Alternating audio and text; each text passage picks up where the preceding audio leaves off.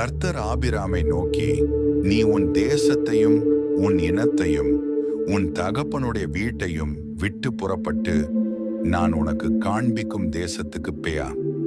ஆதியாகமம் 12:1 நான் உன்னை பெரிய ஜாதியாக்கி உன்னை ஆசீர்வதித்து உன் பேரை பெருமைப்படுத்துவேன், நீ ஆசீர்வாதமாயிருப்பாய்.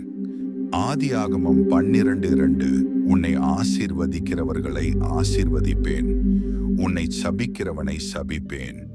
பூமியில் உள்ள வம்சங்களெல்லாம் உனக்குள் ஆசீர்வதிக்கப்படும் என்றார். ஆதியாகமம் 12:3 கர்த்தர் ஆபிராமுக்கு சொன்னபடியே அவன் புறப்பட்டு பேயானான். லோத்தும் அவனோடே கூட பேயானான். ஆபிராம் ஆரானை விட்டு புறப்பட்ட பேயாது 75 வயதுள்ளவனாயிருந்தான்.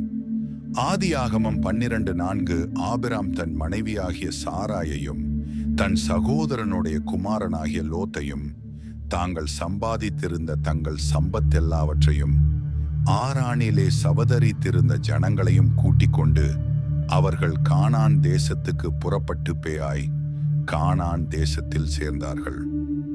ஆதியாகமம் 12:5 ஆபிராம் அந்த தேசத்தில் சுற்றித் திரிந்து சீகேம் என்னும் இடத்துக்கு சமீபமான மோரே என்னும் சமபூமி மட்டுக்கும் வந்தான். அக்காலத்திலே கானானியர் அத்தேசத்தில் இருந்தார்கள். ஆதியாகமம் 12:6 கர்த்தர் ஆபிராமுக்கு தரிசனமாகி உன் சந்ததிக்கு இந்த தேசத்தை கொடுப்பேன் என்றார். அப்பொழுது அவன் தனக்கு தரிசனமான கர்த்தருக்கு அங்கே ஒரு பலிபீடத்தை கட்டினான். ஆதியாகமம் 12:7 பின்பு அவன் அவ்விடமிட்டு பெயர்ந்து பெத்தேலுக்கு கிழக்கே இருக்கும் மலைக்கு பேயாய், பெத்தேல் தனக்கு மேற்காகவும் ஆயி தனக்கு கிழக்காகவும் இருக்க கூடாரம் பேயாட்டு. அங்கே கர்த்தருக்கு ஒரு பலிபீடத்தை கட்டி கர்த்தருடைய நாமத்தை தொழுது கொண்டான். ஆதியாகமம் 12:8 அதின்பின் ஆபிராம் புறப்பட்டு தெற்கே பிரயாணம் பண்ணி கொண்டு பேயானான். ஆதியாகமம் 12:9 அத்தேசத்திலே பஞ்சம் உண்டாயிற்று. தேசத்திலே பஞ்சம் கொடிதாயிருந்தபடியால் ஆபிராம் எகிப்து தேசத்திலே தங்கும்படி அவ்விடத்துக்கு பேயானான். ஆதியாகமம் 12:10 அவன் எகிப்துக்கு சமீபமாய் வந்த பேயாது தன் மனைவி சாராயை பார்த்து, நீ பார்வைக்கு அழகுள்ள ஸ்திரீ என்று அறிவேன். ஆதியாகமம் 12:11 எகிப்தியர் உன்னை காணும் பேயாது, இவள் அவனுடைய மனைவி என்று சொல்லி என்னை கொன்று பேயாட்டு உன்னை உயிரோடே வைப்பார்கள். ஆதியாகமம் 12:12 ஆகையால் உன் நிமித்தம் எனக்கு நன்மை உண்டாகும்படிக்கும் உன்னாலே என் உயிர் பிழைக்கும்படிக்கும் நீ உன்னை என் சகோதரி என்று சொல் என்றான். ஆதியாகமம் 12:13 ஆபிராம் எகிப்திலே வந்த பேயாது எகிப்தியர் அந்த ஸ்திரீயை மிகுந்த அழகுள்ளவள் என்று கண்டார்கள். ஆதியாகமம் 12:14 பார்வோனுடைய பிரபுக்களும் அவளை கண்டு பார்வோனுக்கு முன்பாக அவளை புகழ்ந்தார்கள். அப்பொழுது அந்த ஸ்திரீ பார்வோனுடைய அரமனைக்கு கொண்டு போயாகப்பட்டாள்.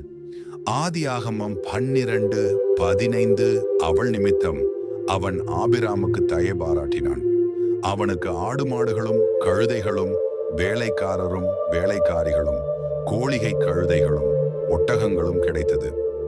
ஆதியாகமம் 12:16 ஆபிராமுடைய மனைவியாகிய சாராயின் நிமித்தம் கர்த்தர் பார்வோனையும் அவன் வீட்டாரையும் மகா வாதைகளால் பாதித்தார்.